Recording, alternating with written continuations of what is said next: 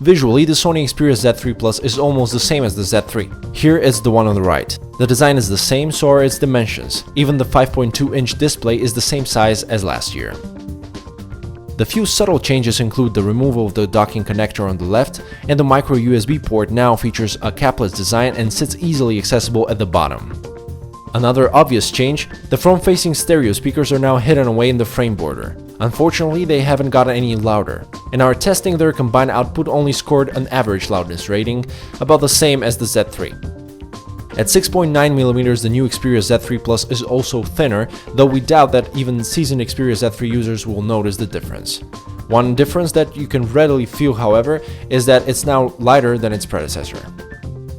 The Xperia Z3 Plus offers a great screen with rich colors and excellent brightness and contrast. The display is still of 1080p resolution, but Sony claims the panel has gotten brighter. Some might frown that Sony hasn't gone with a QHD display instead, but we consider this screen to be adequately sharp. What we didn't appreciate, however, is the flimsy holder for the nano SIM and the micro SD card. It's a real pain to take them out of a phone, but hey, we're glad there is expandable storage. This is becoming a rarity these days.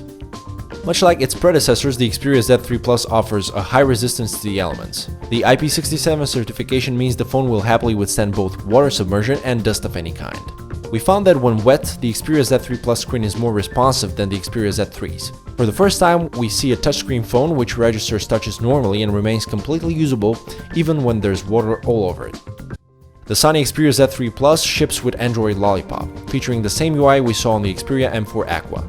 The interface is flat and colorful, and the on-screen navigation buttons have taken after the stock Google ones. The notification area mirrors the stock one found on the Nexus 6, but Sony allows you to customize the toggles, which is very handy.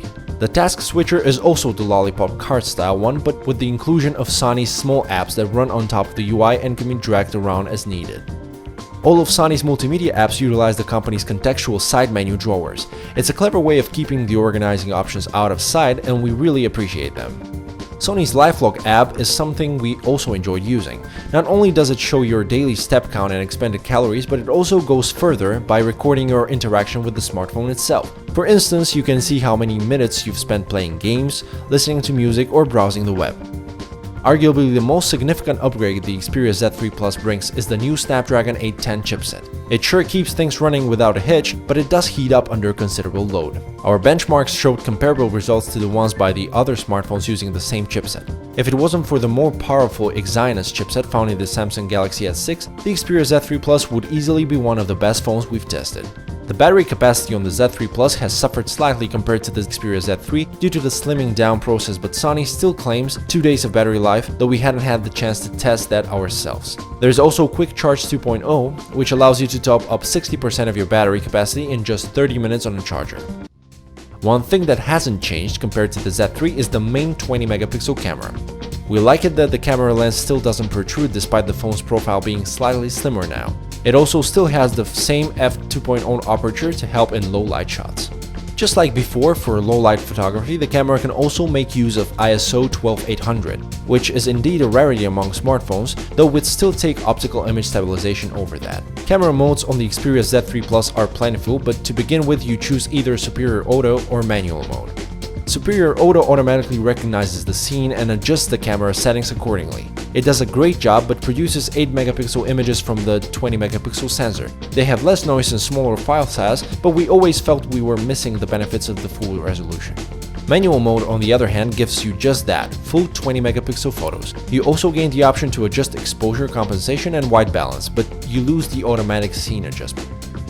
The camera samples we took show great results, regardless whether it's 20-megapixel or 8-megapixel stills we were taking. Compared to the Xperia Z3, the Z3 Plus produces slightly warmer photos with more laid-back processing. That means there's less sharpening and more noise, but we kinda like those images better than the ones from the Z3. As before, the Z3 Plus can capture both 1080p and 4K videos. The level of detail perhaps isn't quite up there with the best smartphones on the market, but it is still good. 4K videos, for instance, show the expected high-level detail and have smooth frame rates.